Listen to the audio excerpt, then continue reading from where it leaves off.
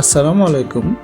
যদি এমন হয় আমরা ইউটিউবের ভিডিও পপ আপ করে রেখে মোবাইলে বাকি সমস্ত কাজ করতে পারছি, তাহলে বিষয়টা কেমন হয়?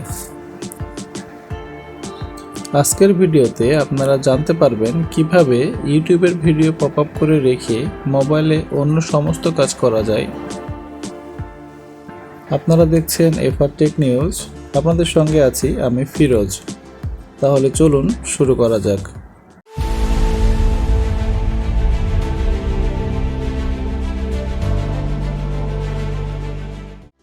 ইউটিউবের ভিডিও পপ আপ করার জন্য প্রথমে আমাদেরকে একটি সফটওয়্যার ইনস্টল করে নিতে হবে। প্রথমে আমরা মোবাইল স্ক্রিনে চলে আসলাম।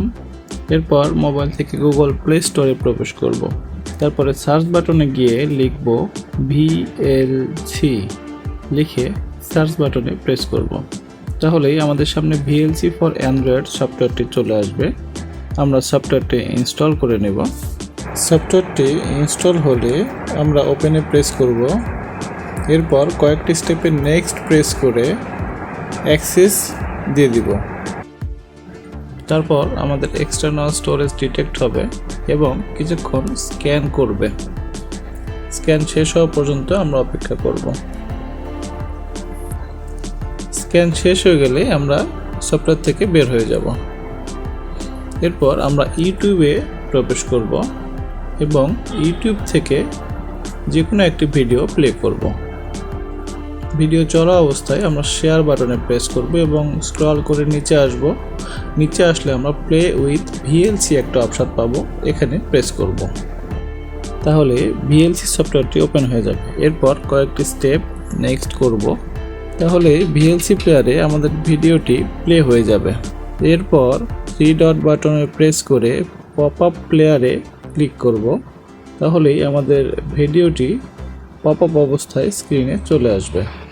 পপ আপ ভিডিওটিকে আমরা মুভ করে যে কোনো জায়গায় পজিশন করে রাখতে পারবো এবং চাইলে ভিডিওটাকে ছোট বড় করতে পারবো। আপনারা 3 ডট মেনু থেকে আরও অনেক অপশন পেয়ে যাবেন। আবার 3 ডট মেনু থেকে ইকুইলাইজারে প্রেস করে আমরা আমাদের ভিডিওর ইকুইলাইজার কন্ট্রোল করতে পারি।